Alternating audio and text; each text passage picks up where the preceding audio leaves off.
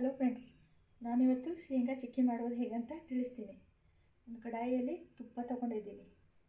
ಆಮೇಲೆ ಹುರಿದಿಟ್ಕೊಂಡಿರೋ ಶೇಂಗಾ ಈ ರೀತಿ ರೆಡಿ ಮಾಡ್ಕೊಂಡಿದ್ದೀನಿ.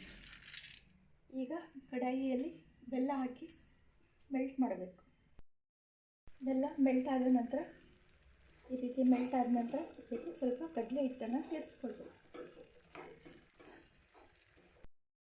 ಫ್ರೆಂಡ್ಸ್, ಈಗ ಕಡಲೆ ಹಿಟ್ಟನ್ನು ಹಾಕೊಳ್ತಾ ಇದ್ದೀನಿ. ಕಡಲೆ ಹಿಟ್ಟು ಹಾಕಿದ ನಂತರ ಹೀಗೆ ಶೇಂಗಾ ಸೇರಿಸ್ಕೊಳ್ಬೇಕು. ಚೆನ್ನಾಗಿ ಮಿಕ್ಸ್ ಮಾಡ್ಕೊಳ್ಬೇಕು.